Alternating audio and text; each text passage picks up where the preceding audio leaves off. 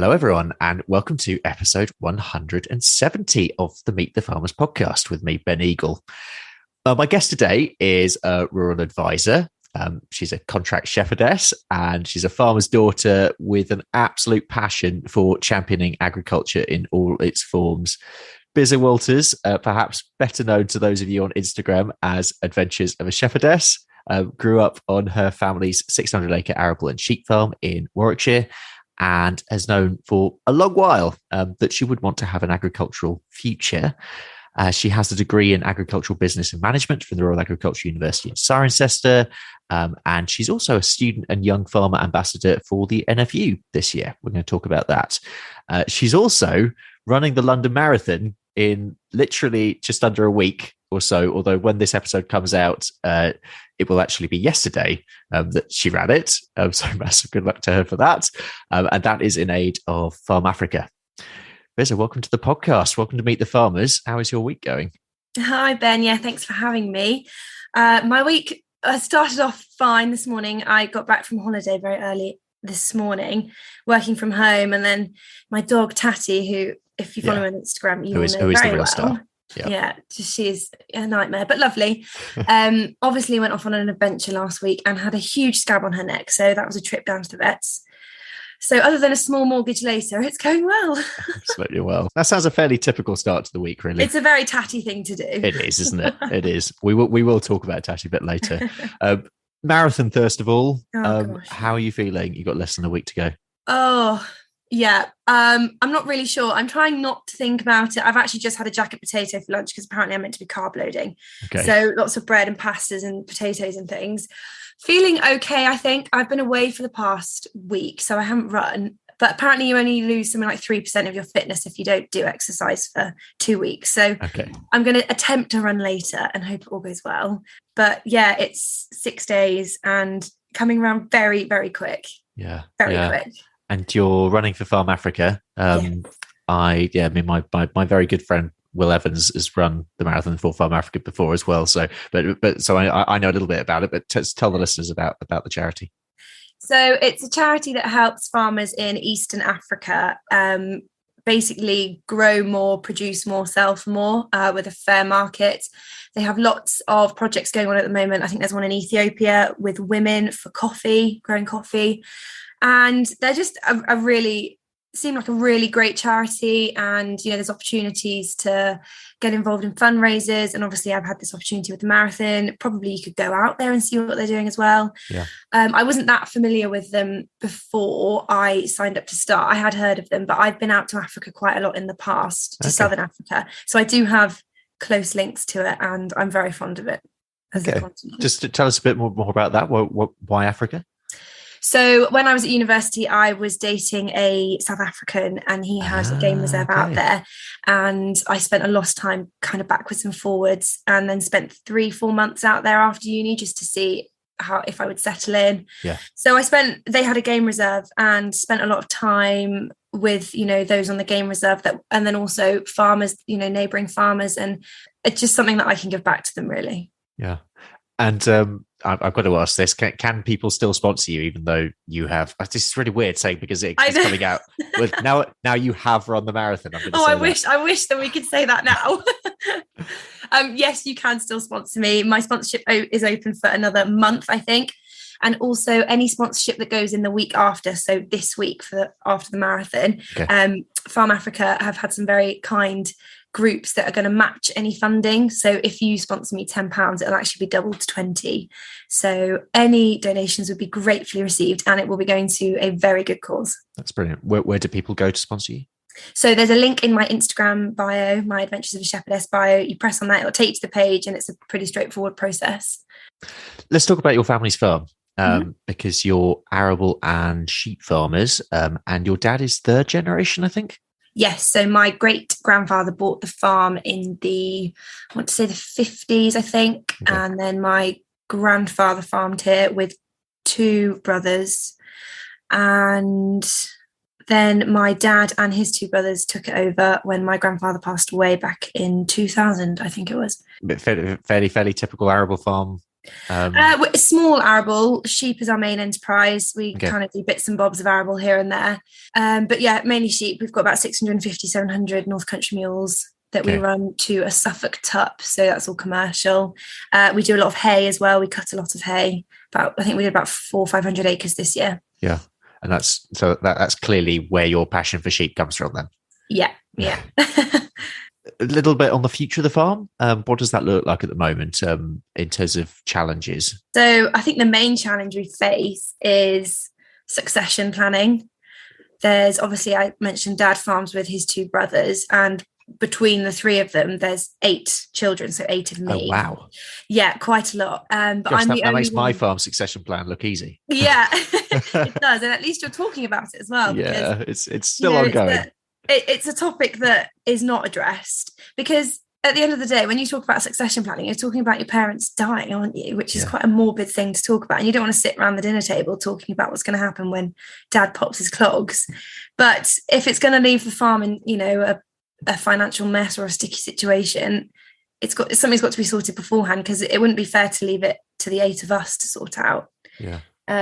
So future of the farm, if I knew, I would tell you. At the moment, I'm the only one out of the 8 of us with any interest in agriculture. Okay. You'd think it would make sense that it would, I would get involved, but it's just so tricky because it's split up so many ways. And Dad also has 2 sisters, so there's actually 5 of them. Okay. So it's very complicated, but we're hoping between us all we can work something out so that something stays in the family. Okay. Whether I tenant off uncles or what happens, I don't know. And is one of you sort of spearheading that conversation? Are you getting any external advice? I mean, I wrote an article for the Farmer's Guardian on the Young Farmer Focus about this earlier in the year, and it did spur a bit of conversation on between Dad and his brothers. I think one of them is quite keen to retire fairly soon, in the next few years anyway. So, and he has approached me, and, we have had conversations here and there.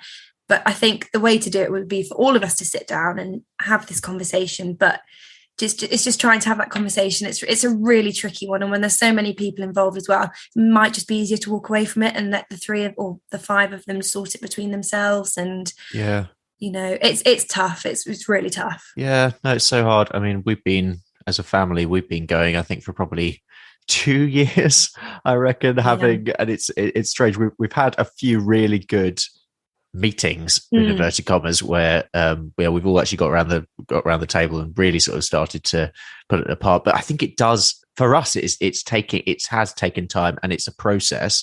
Definitely, it's not something that happens in one conversation. No, absolutely, and I think it's gonna take some people longer and some people less time. Yeah. But it's the most important thing is starting, isn't it? Really. Yeah, exactly. Where should we go next? Yeah, so you've written that you grew up with a love and interest in farming, and you've already said that. Yeah, out of the 8 of you, you're the one with the interest in farming.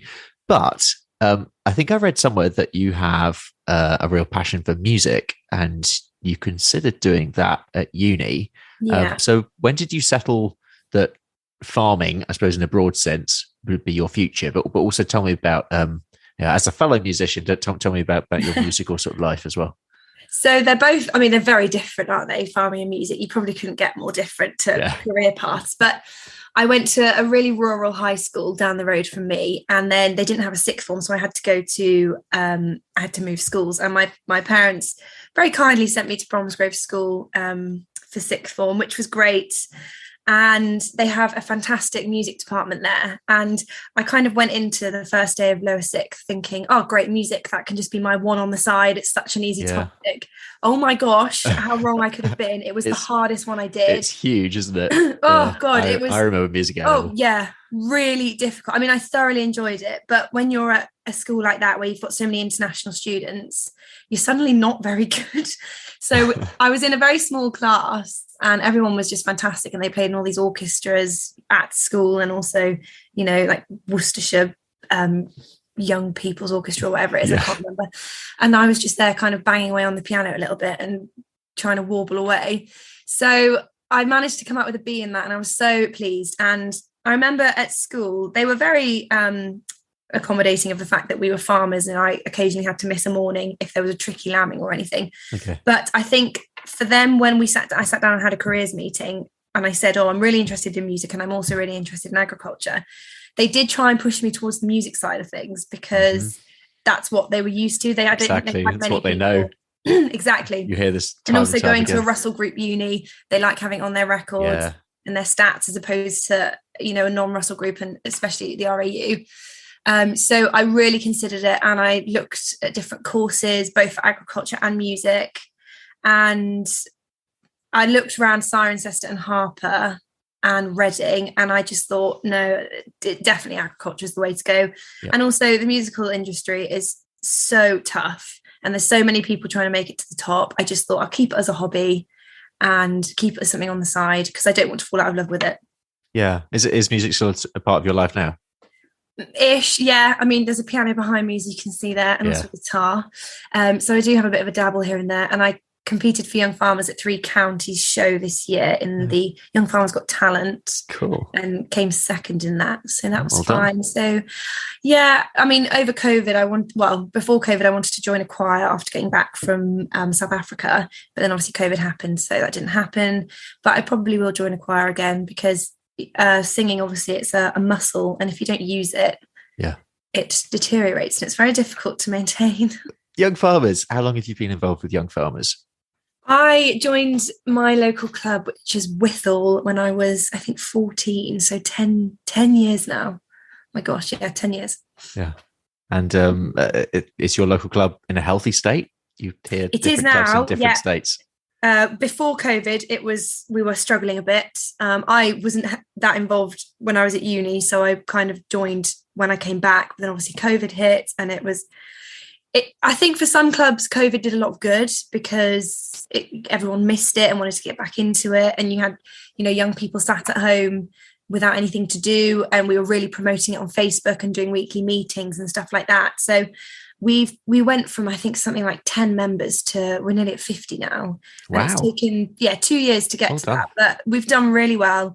And I've actually just taken over as chairman of Withall. Congratulations. So busy, exciting year ahead. Thank you. Yeah. So you are a student and young farmer ambassador for the NFU this year. Tell us a little bit about the programme and also how you got involved and why you got involved. The programme runs for a year. So we found out end of 2021 that we'd been successful. There's 14 of us across the country, England and Wales. And it is the most fantastic programme. It's for young people to basically have a voice in agriculture because, it's quite it's an elderly industry. The average age of the UK farmer is 60 now. So for us to be given this opportunity to talk on, for young people, it's been fantastic. And we've attended lots of training and events. We're actually going down to New Scientist Live on Friday and Saturday to talk on a panel. Great. And then we've got the Lord Mayor's show. So we've had loads of amazing opportunities. We've been around Houses of Parliament and farm visits and stuff like that. So it's brilliant. And actually the applications are open for 2023 now. Yep. So if anyone's got any questions, please do ask them and get in touch. I'd be more than happy to answer because it really is a fantastic opportunity. Awesome. Yeah, guys, please do get in touch. Cirencester, tell me about your time there. So I was there from 2016 to 2019, studied agriculture business management, which was fab. My mum actually went to Ciren in the 80s. So when it came to looking around these unis, my dad said, Catherine, you're not to go to any of these universities with her because we know what you're going to say when you go to Harper and we know what you're going to say when we go to Ciren. So Dad and I actually went and looked at the two. Okay. And even he said, because he didn't go to university, he went to the local college, but even he said when we got to Ciren, this is definitely the one for you.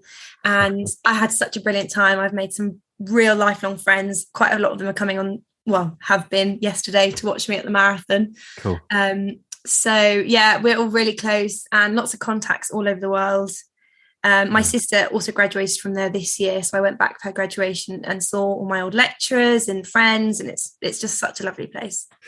And when you left, you worked for a time at an ag merchant store before becoming a full-time shepherdess. Mm-hmm.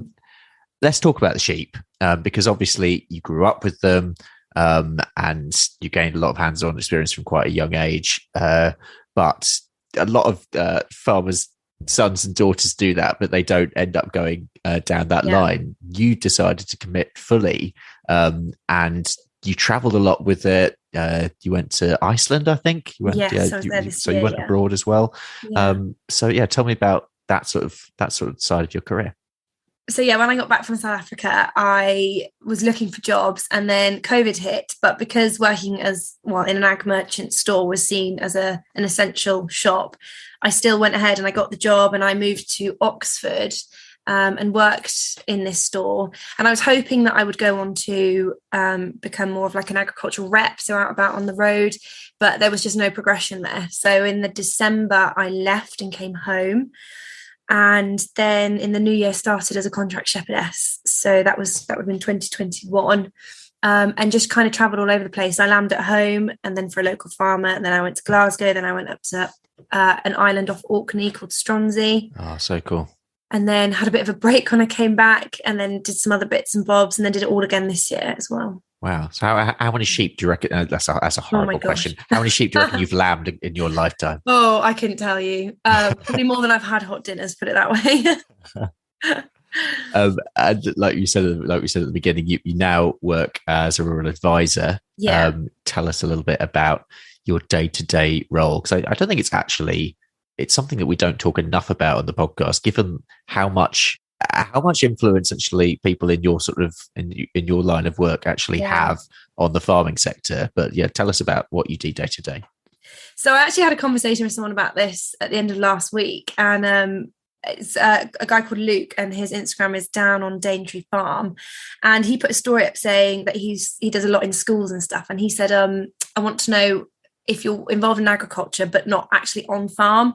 And I just replied to his story and I said, I'm actually working as a rural advisor. And he said, I would never have even thought that was a job in agriculture or tied to the industry. So I basically chat to farmers about grant schemes available for them, countryside stewardship, BPS, and it's a really interesting time at the moment going through the agricultural that's one word for it. Plan. Yeah. Especially over the last few days. Blimey, you can't keep up. Yeah, no, I know. It's quite chaotic. I mean, I haven't really caught up at the moment because I've obviously landed back from holiday this morning. Yeah, literally the whole world has changed since you've been away. Yeah, I know. And I've been blissfully unaware, sunning myself. So I've got a lot. Yeah, I've been catching up this morning with clients, but I've got, a lot to catch up on this week. But it's just really interesting because you constantly got to be in the news and in the know and keeping up to date with stuff. And there's always things changing and going on, and we'll see. Yeah. And obviously you're quite new in your current job, but what is your sort of feeling on the ground of your company's clients as to the uptake and interest, I suppose, so far of things like SFI? I don't think it's as successful as DEFRA thought it would be, because if you compare it to BPS they pay £90 a hectare. SFI, if you go into an introductory grassland level, is £28 a hectare. So it's such a huge cut. And although in my opinion it's tricky because we've relied on them for so long, but I think that we should be moving away from relying on all these handouts and subsidies, because it's going to happen. We're not going to have them in 4 or 5 years time. And you hear some people want as many grants as they can get and as much free money as they can get from the government, which is absolutely fine. And if you need it, then you need it. But you've got to make sure that your business and your farming business can actually stand on its own 2 feet, because in 5 years' time, this money isn't going to be here. And what are you going to do then? You're going to be in trouble, basically. So as awful as it sounds, I think some farmers in 5 years' time won't be farming because they just don't have the business model to sustain it. I'm hoping here we're going to be fine. We've got various diversification projects going, and we don't apply for grants that come out left, right and centre because of that reason. We don't want to be reliant on them. Social media. Let's talk about social media. When did you start your Instagram and why? I started my Instagram last, I think, March, when I set off on this lambing journey. Was that it? It's that recent. Yeah, okay. So 2021, March 21.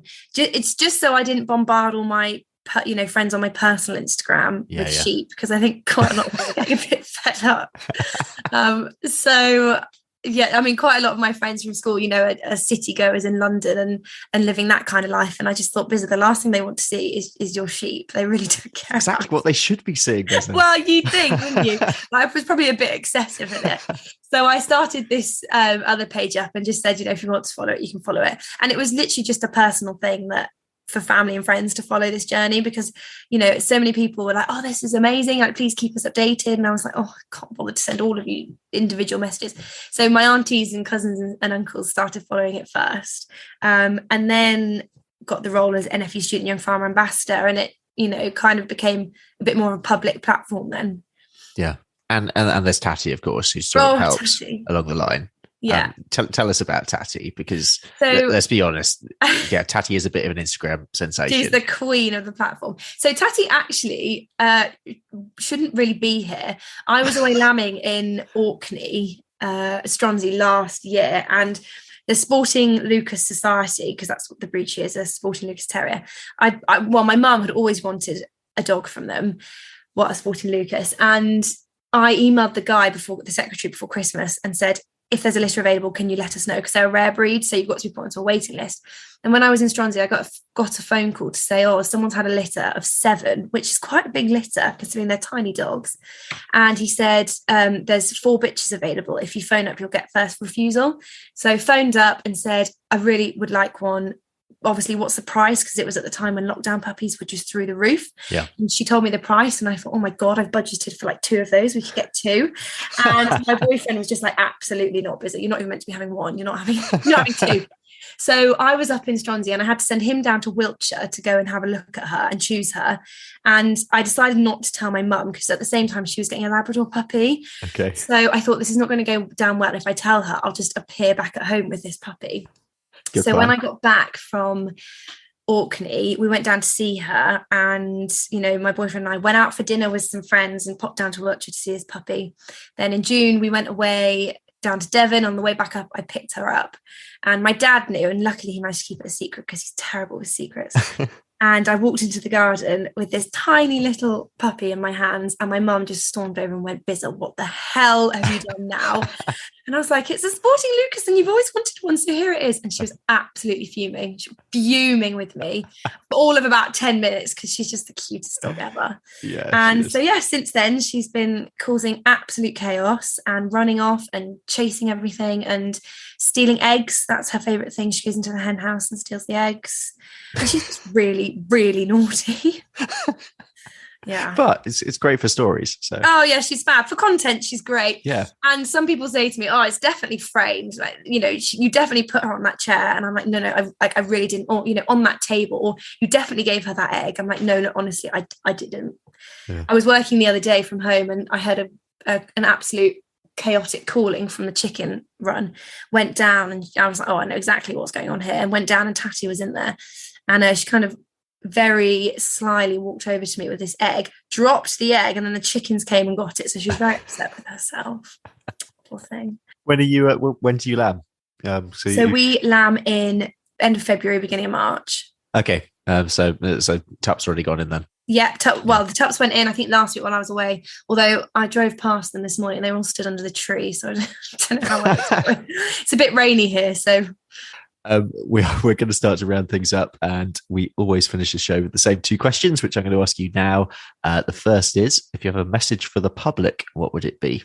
It would be to continue supporting British farmers. It's a turbulent time at the moment with the agricultural transition going through and war in Ukraine, obviously rising inputs. It's such a tough time, not just for us, but for everyone. But if you continue to support your British farmers, you're not only, allowing us to continue our livelihoods, you're also putting money back into your local economies. I think people forget that if you go to your local farm shop and you buy your fruit and veg and your meat from there, you're actually putting back into your local economy. And, what goes around comes around. So I think that would be my message to the public, is just to keep backing us. We're doing the best we can, the highest welfare standards, and really doing our best to put food on the shelves for everyone. And a message to farmers? Message to farmers is, again, just to keep going. Everyone's doing so well in these times. It's really tricky, and seeing it through work at the moment, I know it's difficult. Also to talk to people. Obviously mental health is such a huge thing within the farming community, and getting better. People are talking more, but still not where it should be. So there's always someone that will listen to you, share your knowledge, and meet up for a drink in the pub on a Friday night or a Wednesday night or whatever night you can.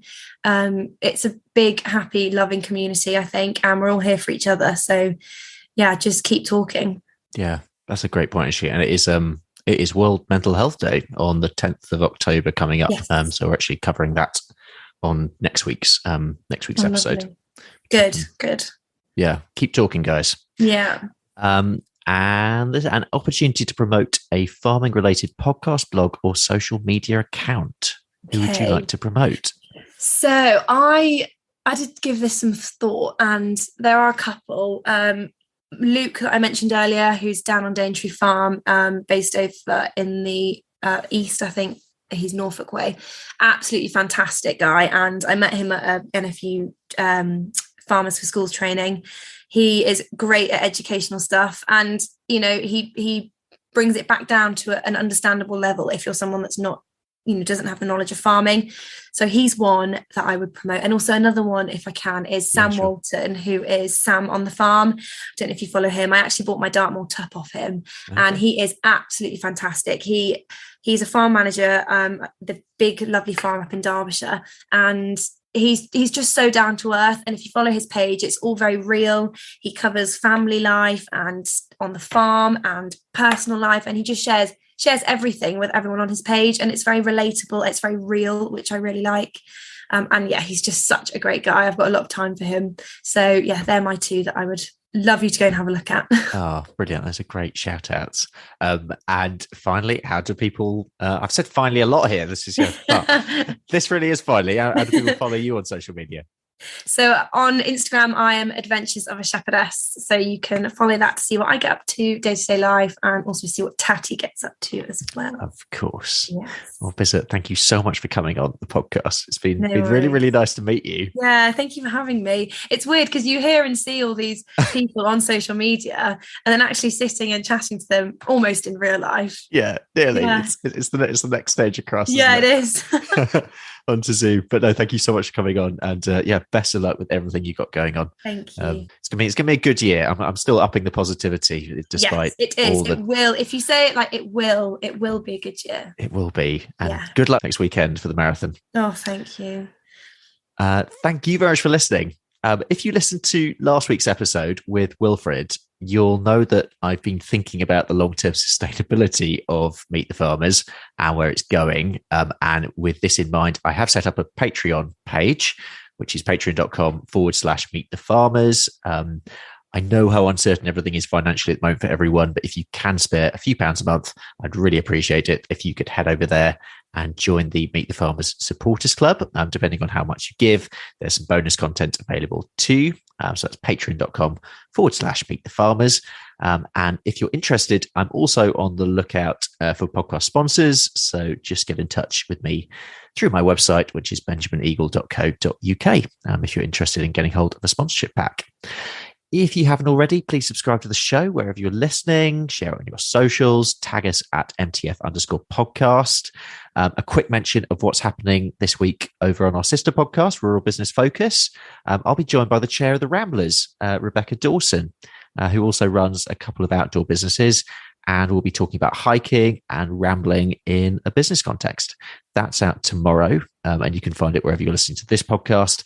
Next week on this show, sorry, I know there's heaps of news. I don't normally do this at the end, but there's lots to talk about. Next week on Meets the Farmers, as I said earlier, it is World Mental Health Day on the 10th of October.